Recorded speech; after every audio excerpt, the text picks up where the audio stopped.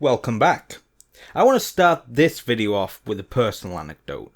Let me take you all the way back to the year 2000.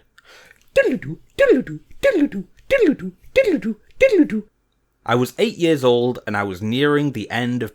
By the way, I didn't have the Wayne's World wavy preset that they used in the movie, that's why I did a fade out. I was 8 years old and I was nearing the end of primary school. One of my favourite things about primary school was school trips, but it was a small town school, and we usually just ended up going to local parks and mosques and things. Then one day the teacher announces that they're organising a school-wide trip to the newly opened Millennium D'oh down in London. Even I'd heard about this thing, which is rare because at that point I'd never paid attention to the news. So we were excited. The place was apparently filled with cool exhibitions, activities, and generally both educational and non-educational things to do. Only problem, unlike our other trips, this trip actually cost money to go. Money that my family didn't have to spare. Long story short, the rest of the school went to see the Millennium D'oh without me and a select unlucky few. Instead, we stayed behind and helped construct set pieces for an upcoming stage production of the BFG. This one, not this one. And you know what? It was fun. Even on the day, as disappointed as I was about missing out on a trip to London, I enjoyed it. Afterwards, we watched the BFG movie while drinking orange juice and eating chocolate bourbons. On Monday, I walked into class to see all the classmates that had been on the trip, excited and desperate to hear about the world outside Manchester and how the dome was. And after all the build-up and disappointment that I had had over the trip to see the big Millennium D'oh, you know what the best response I could eke out of anyone was? It was alright. Yeah, the best anyone in my class had to say about the thing was it was fine. Fun in spots, empty in others, and apparently creepy in some parts.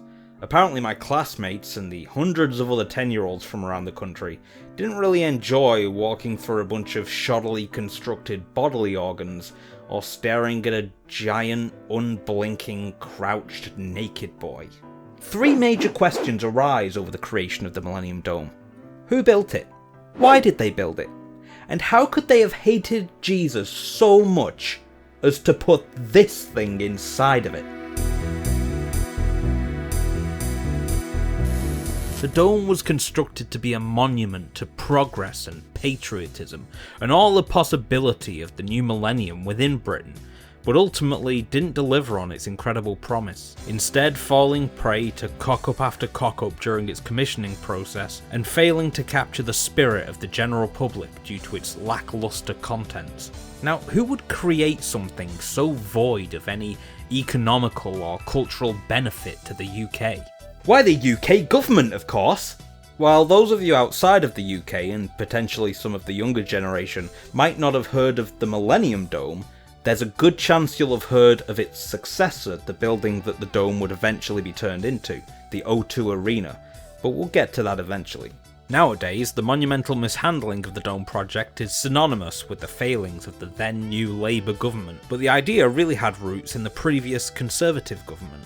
I'm going to avoid getting too into the political skew of the project in this video because when I was 10 years old, I didn't care about any of that shit, and I still don't.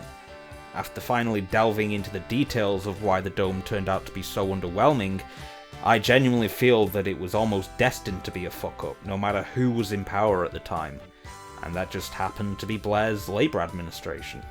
But the Blair Bears were hopeful, probably more hopeful than most. It was to be a boon for the British public and a standing monument for their ability to manage the future of the nation. And a tourist sponge. They mostly wanted tourist revenue. On the building of the dome, Blair was quoted as saying, "This is Britain's opportunity to greet the world with a celebration that is so bold, so beautiful, so inspiring, that it embodies at once the spirit of confidence and adventure in Britain." The spirit of confidence and adventure in Britain? This man has never been to Runcorn. We're the most dry, cynical nation on the planet. We don't have a spirit of adventure. You're just thinking of Bear Grylls. We've got the spirit of getting the Copperbergs in after work and watching reruns of Take Me Out on a sofa. That's our spirit. Blair also shot himself in the foot a bit by saying that the Dome's exhibits would be a celebration of all that is best in Britain, which may have put expectations on people that ultimately were not fulfilled. What we got instead, we'll get to in a bit. So the formulation process was underway. Amazing. The Greenwich Peninsula was chosen for the site of whatever the celebration was going to be. Project committees, the architecture firm, and branding associates were all hired. But there was still one, just a tiny problem, just a small one, and hiccups do happen during large group projects like this, so they couldn't be blamed, you know. It was just a teeny, just a tiny little thing. I mean, they didn't know what the hell they were all there to do. In a very insightful 2019 Guardian article by Rowan Moore, he mentions that Gary Withers, who was the head of the branding company, gave a deadline of 25th of March 1996 for the commission to make up its mind on what to build. After this point, he'd be unable to produce the show. The commission didn't make up its mind, and Withers said he couldn't do his job. Yeah, no shit. What's he supposed to brand? What's he supposed to market? Come down to London and see the fabulous... I'm panicking! People who couldn't make up their minds, people didn't want to take decisions, take responsibility, and it just kept on going round and round in circles. I mean, that's why the dome is round. So people would just go round and round. In a square building, maybe people would knocked into the walls and made a decision. Eventually, the government and the architectural design firm working with them settled on a large tent-like dome. The building was designed by Richard Rogers, who specialised in semi-modernist construction. Richard Rogers passed away in 2021, unfortunately, and I'm not one to diss on the dead, but personally, I do not like this design style of buildings. I find it kind of dry and heartless. His other more popular works include the European Court of Human Rights. Now this might just be my pareidolia kicking into overdrive, but when I first saw this thing, I thought it looked like the robot from Treasure Planet. Now, I always thought the Millennium Dome looked a bit weird by design. It always looked a bit too industrial for a cultural building. It doesn't really convey anything like some museums and galleries do. And only when I did research for this video did I find out that the purpose of the weird yellow beams surrounding the dome is to indicate the 12 months of the year, as well as resembling a clock when you look at it from the top down. So the matter was settled, and construction started in '97, at the estimated cost of £350 million. I have a little update here in my sheets that I just had to... Oh, there we go, I found it. Yeah, the update is, it did not cost £350 million. The decision for what it looked like was made, now what to put inside of it. According to this article on London-topia by John Rabone, the Conservative government wanted to create the dome with business exhibits in mind, but when Labour took over, they changed it to be more entertainment-focused. Shouldn't have been either, it should have been education-focused. You had a bunch of school kids coming here, and there was this massive promise that it was going to be this big testament to the possibilities and the upcoming innovations of the new millennium, and what it took Britain to get here. Should have been historical as well as innovative. Not just a bunch of sitting places and walking tours.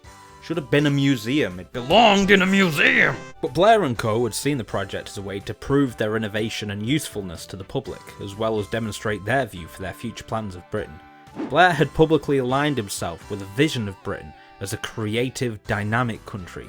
Food and furniture by Terence Conran, buildings by Richard Rogers, art by Damien Hirst, music by... Oasis. With all due respect to the late Richard Rogers and Terence Conran, those are, with the best words in the world I can think of to describe them, all god-awful examples of their respective eras. If I went into someone's house and they had a bookshelf that looked like this, and they had this monstrosity hanging up somewhere, and I heard Liam Gallagher's voice blaring against the walls, I'd assume they were the worst people in the world. You know what, it sounds exactly like the flat you walk into in the game Facade, with those two arseholes that live together. And just like the game Facade, I would just call Trip a wanker at the door and walk away. With construction finally complete barely 6 months before opening night, it was time to finally find out what they put into this thing. And so the festivalous opening night arrived, 31st of December 1999. Amazing. Beautiful. Almost every publication and journalistic outlet in the country had a body at the Dome to report on its unveiling, along with a privileged few civilians. Oh, and the Queen too, I guess. And they all had a great time doing impressions of Jack Nicholson at the end of The Shining, as they waited practically all night in the freezing cold to pass rigorous security checks.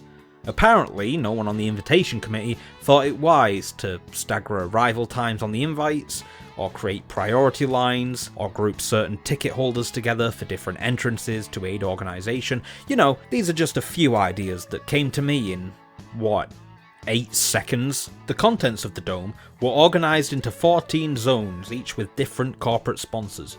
Body, mind, faith, self-portrait, work, learning, money, play, talk, rest, journey, shared ground, living island and home planet. Many felt the zones were lacking in content, and it's easy to see why. The contents were stretched too far. Do you really need a work and money zone? Living island and home planet? What the hell is that? There was too much, showing too little. On top of not really fulfilling the promise of the theme that they were supposed to represent, namely looking at where we came from and looking forward to the future of the new millennium, the exhibits themselves turned out to be shallow in purpose. They were meant to represent the areas that made up our daily life, but were merely vague representations of these topics. The body zone, being a walking tour through 2 statues of the human body intertwined, was one of the more memorable exhibits, but was still ultimately a confusing mess of no particular cohesion or meaning. One visitor was quoted as asking, "Is this the arse or the elbow?" The faith zone tried to be all-inclusive, but according to reports, seemed to lean more towards Christian iconography, which upset some of the visitors that held varying religions. It's almost like the white rich leaders of an Anglo-Christian nation with a complete lack of differing perspectives had a bias or something. From what I could find online, the faith zone seemed to be a tent within a tent, more so adding to the incredibly flimsy appearance of everything. In the organisers' infinite wisdom, they placed the environment-friendly living island zone right next to a Ford advertisement stand. Both hated each other's guts, it turned into a goddamn gong show, they made every worst possible decision. It's easy to find maps and layout renders of the Dome as it was, but little material remains of media that actually gives a decent overview of its contents. Most of the footage that exists online is of the Millennium Experience show, which, as lackluster as the rest of the centre turned out to be, was apparently fairly enjoyable, and it's nice to see some people had a good time with that at least. It certainly seems that's where most of the budget went, with incredible acrobatics, explosions of colour, and music by Peter Gabriel, the Sledgehammer Man. Everyone agreed that opening night was a disaster, and everyone who had a hand in conceiving the Dome saw it. Michael Grade, who worked on the project, stated, "Everything went right until the opening night, and then the world turned against us." "Everything went right, you say?" And Withers said he couldn't do his job. It did not cost £350 million. No one on the invitation committee thought it wise to stagger arrival times on the invites, or create priority lines. It turned into a goddamn gong show. They made every worst possible decision. Are you sundowning? The next day the Dome was open to the public, which brings us to where our story began. Disinterested school kids and coaches full of elderly tourists looking for distraction as they barreled their way to the grave showed up in droves, sat in the rest areas eating packet sandwiches, and then headed back to Bolton or wherever the hell else they came from. The organisers had hoped that the Dome would pull in at least 12 million visitors during its year-long limited opening time. It barely drew in 6 million. That's quite a lot smaller. That's humiliation porn levels of smaller. Thus, the Millennium Dome project was effectively a failure on all fronts. There's another really apt quote here that I want to share in this Guardian article before we move on, because especially in regards to what these exhibits were about, it really does make you think.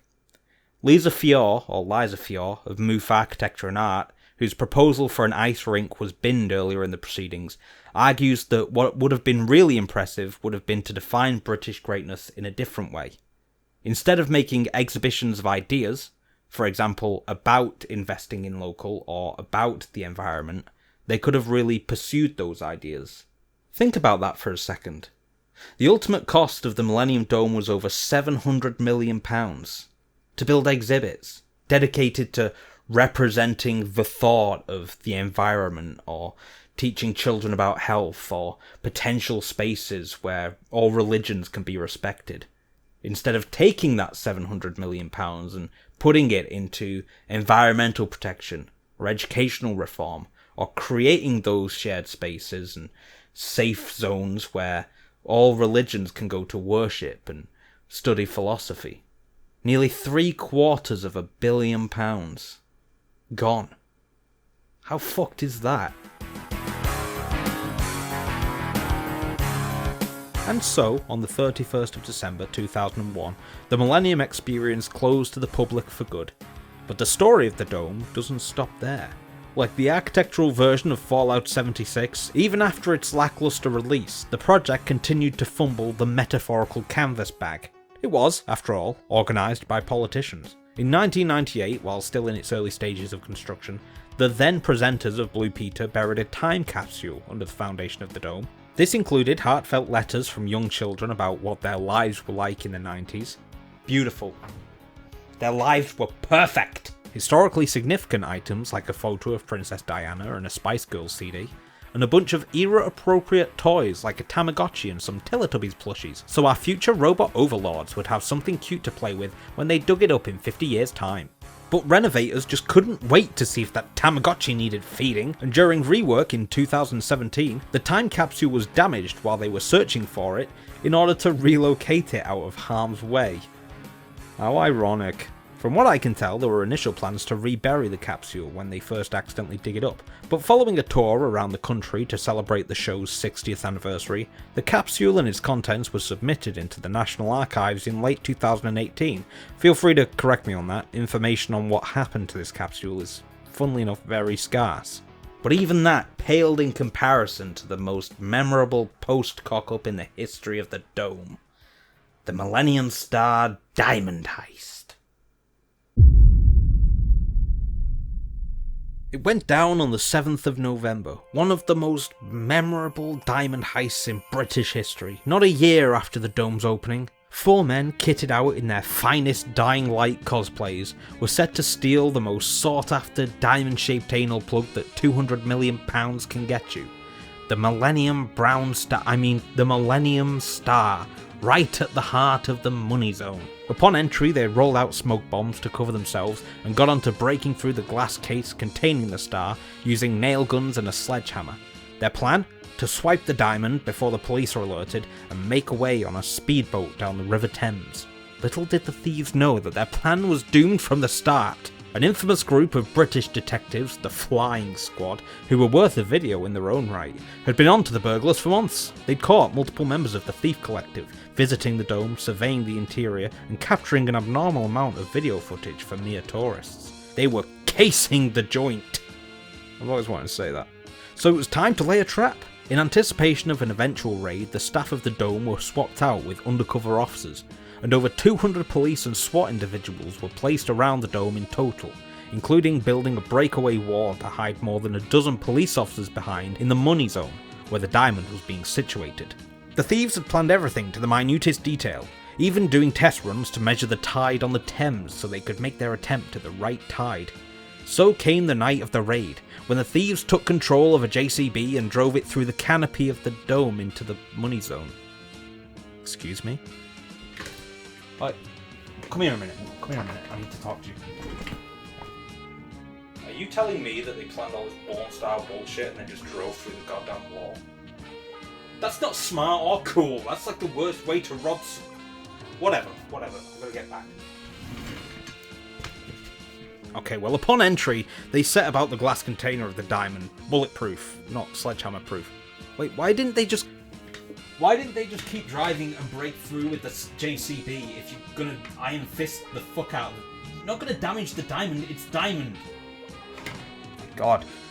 Anyway, as inconspicuous as they were, they just weren't stealthy enough, and the Flying Squad dove down onto the unsuspecting ne'er-do-wells with the speed of a peregrine falcon, realising it left the oven on. By the end of 2001, 4 men were given between 15 to 18 years in prison, where that anal plug really could have probably come in handy, and 2 more, including mastermind Lee Wenham, were given between 4 to 5 years on a charge of conspiracy to steal. One more accomplice, Terry Millman, passed away of cancer before making it to trial, so I guess we'll just call it even on him. I wanted to give a quick overview of the raid, but it makes for very interesting reading, and I know there's some videos on YouTube that have gone much more in depth with the details of what happened concerning the raid. So I've put some further reading about the event and the gang and some of their other botched raids that led up to it in the description. So, just a year after its opening, with no fanfare and no pushback, the Millennium Dome was finished. The contents of the Dome's experience exhibit was sold off in a private auction, which is terrifying because it means somewhere, hidden on a dockland warehouse under some giant dusty tarp and buried in darkness, this thing still exists. To once again aptly quote John Rabone, it was ultimately deemed a flop by the press, especially as the government was unsure of how to dispose of the dome following the exhibition. What, they couldn't get a skip? The dome itself was ultimately sold to a company called Meridian Delta, and despite all the compromises that were made during its construction, it wasn't worth tearing down. There was still promise to be had in this building. It just needed to be put into the right hands. And the right hands it did indeed find itself in. Through trial and error, yet keeping much of its original design, the Millennium Dome was eventually transformed into the O2 Arena and opened in 2007. The O2 was intended to be, and continues to be, a shopping centre, entertainment complex, eatery, ice rink, basketball court, dance hall, and most prominently a music arena, with the opening night housing a massive concert by your boy, Mr. Jovi. With enough seats for 20,000 bottoms to sit on, the arena ultimately turned a landslide failure into a staggering success. The O2 became a household name as one of the UK's leading music venues, and is the second largest in the country, just 1,000 seats behind the Manchester Arena. I actually had the chance to visit the O2 Arena for the first time, I might add, this year, when I went down to London in January for a short film festival, and I was already planning to do this video, so I figured I may as well get some footage. Anyway, I wanted to see what all the hubbub was about. It's worth noting that the O2 Arena is currently the 9th largest building in the world as far as ground space goes. And as I rounded the corner of the train station to my first sight of it, my initial reaction was, really? I don't know, it didn't really seem any bigger than a football stadium, to me at least. That was initially. As you round the corner towards the entrance, it opens up onto this big pavilion where you get a much larger scale view of the building. And I have to say, it's a very lovely area. There's little food and cafe places around. I think Gordon Ramsay had a restaurant around there. It's kept very clean, and there's a bunch of really cool art installations as well. At the end of this great pavilion, like a Thanksgiving turkey at the end of a dinner table, you can see the entrance to the O2. It's very inviting actually, and after a quick bag check I was inside.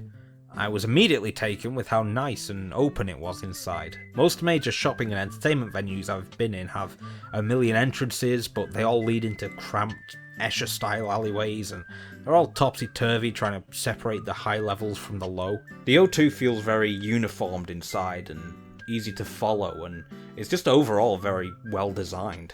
The big yellow poles are still a dominant fixture that don't always mesh with the installations that were put in after the Millennium exhibits, although they try their best, one even being cleverly turned into an entrance to a Cineworld. One of them even came through the floor of a clothing shop, and it looked very strange. I didn't get footage, but I remember it coming out of the floor of the shop because it reminded me of the missile silo coming out of the floor in Weird Science. One of the supports had a seating area built around the base where you could sit next to and touch it. You could actually touch one of these iconic yellow pillars, and it felt like touching a piece of history. It also felt like everyone watching me give a thumbs up to a big metal pole was probably wondering where my carer was, or something. The O2 is described not as a shopping centre or a megaplex, but as an entertainment venue, and I've never seen a building fulfill this title better. This is not just a bunch of expensive clothing stores and food eateries.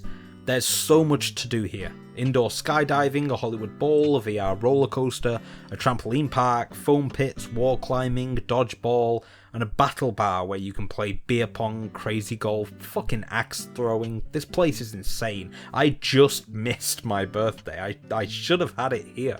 But I'd spent the last of my money at that point on the train ride there, so with the last pound coin that I had, I dipped into an arcade, I played one round of Mario Kart, which I won by the way, and I headed out.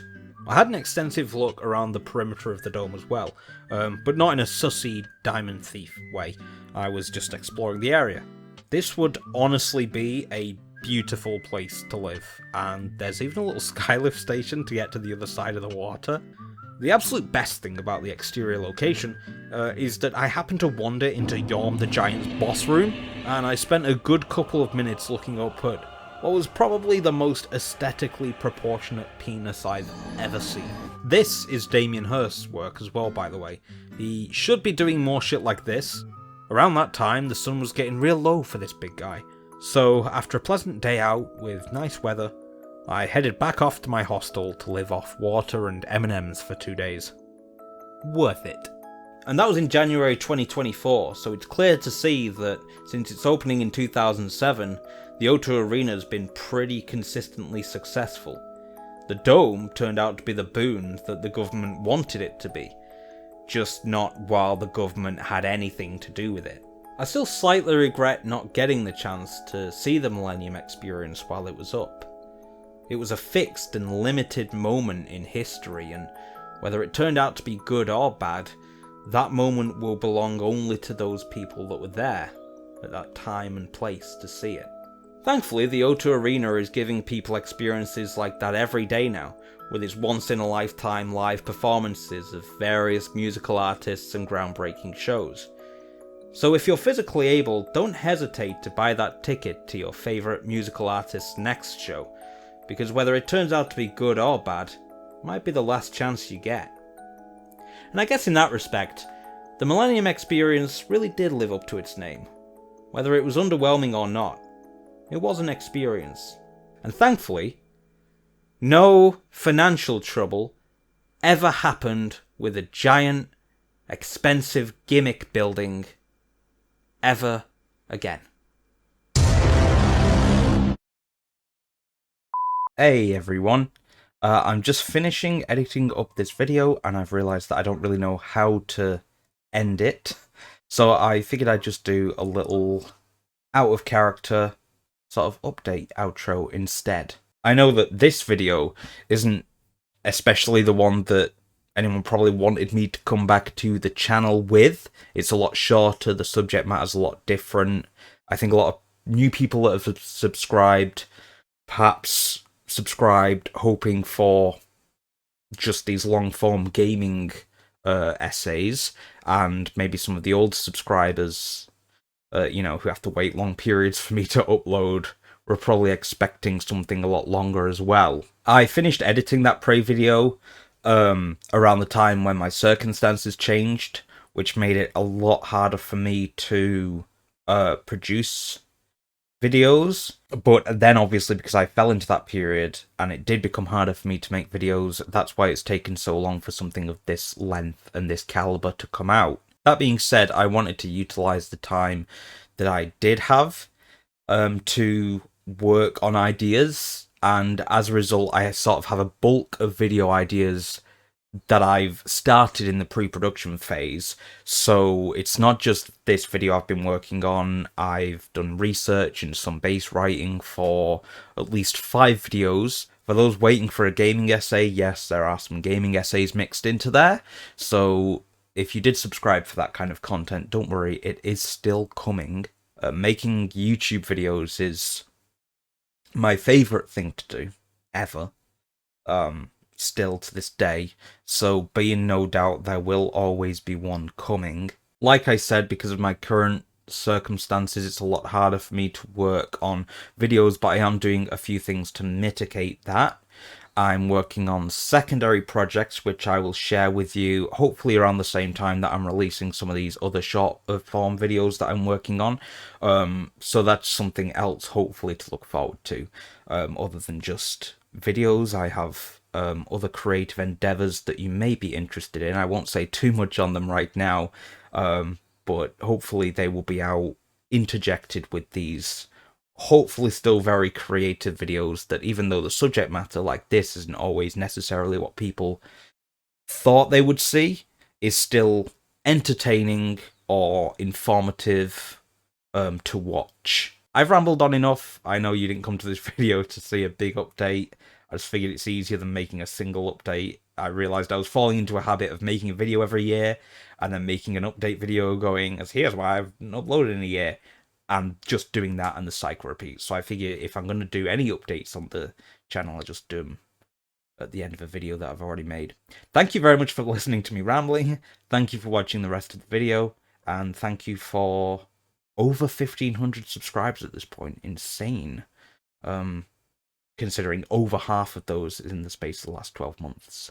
So thank you very much, and I will see you in the next video, which hopefully is not too long away.